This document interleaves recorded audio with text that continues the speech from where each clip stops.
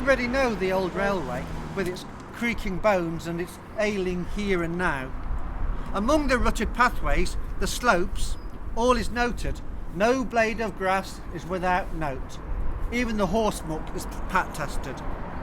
This is heritage country. Underneath, what supports our feet, and deeper down, the previous generation are still whispering. The railway here, the barrier's just going down. This is it, the line this side, which is a single track now, is the Midland Railway. Now that came up here as far as Kirkby in 1848. So this was the era of rail mania, and that, say technically that's never closed. It closed to passenger services after the beaching cuts in 1963, and October 1964 the services was Nottingham to Worksop, which ran on steam right to the end, but the line remained open of course because all the collieries were still up there right through to Mansfield and beyond, so we still had coal traffic, and even the last coal traffic to use this was from Calverton in 1999. Now in that time what happened in 1993 is it reopened as stage 1 of the Robin Hood line. So that phase 1 was from Nottingham through to Newstead, a station at Hucknall, one at Newstead, and then eventually the year after in 1994 at Bulwell, which is just down the way. So they reopened what used to be called Bulwell Market Station. After that, as Dave Texas walks on, stage 2 of the Robin Hood line opened in 1995, which then connected through to Mansfield Woodhouse. So they built a bit of new line through Kirkby, connected the old line up at top side of Kirkby, went through to Mansfield Woodhouse. 3 years later, 1998, back to Worksop. So it opened up in 3 stages amongst consortiums of councils, rail track, and the people at the time, and that has proved quite a boom because the reason it came into being is the late 80s. They did a feasibility study right from Bulwell north, and our traditional industry was being lost, which was textiles and coal mining. So that was the reasoning behind the line opening. 2006, 10 years ago, next to that was stage 1 of the tram system, the Nottingham Rapid Transport System, which covered down the side of the railway line as far as Wilkinson Street, and then took you through to Station Street, and that was the case until only last year when stage 2 and 3 opened to Clifton and down there. So this one actually follows the line up here from Wilkinson Street, follows the Robin Hood line at the side as far as Hucknall, and that's it. Now when we get further up here, I'll tell you the next bit of the equation of the railways, how they came in, which is the Great Central.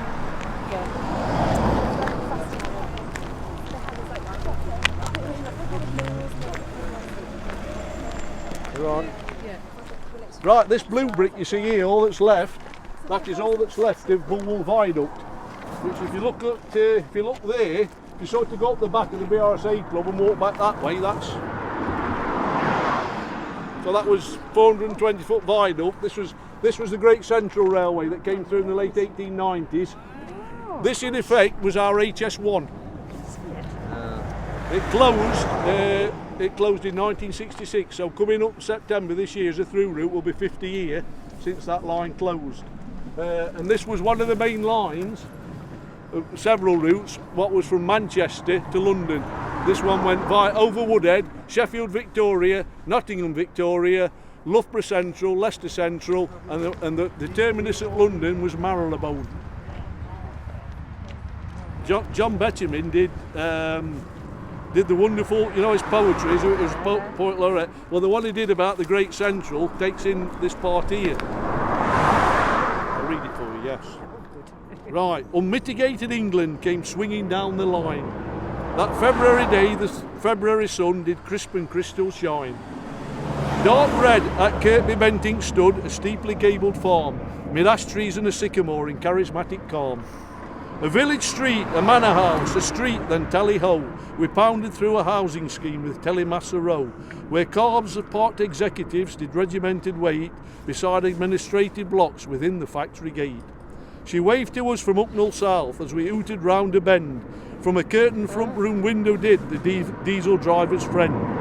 Through cuttings deep to Nottingham, precarious we wound. The swallowing tunnel made the train seem London's underground. Above the fields of Leicestershire, on arches we were born, and the rumble of the railway drowned the thunder of the Quorn. And silver on the steeples out, above the barren boughs, colts in the paddock ran from us, but not the solid cows.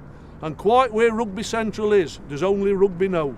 We watched the empty platforms wait and sadly saw it go. By now the sun of afternoon showed ridge and forest shadows, and shallow unfamiliar lakes stood shivering in the meadows.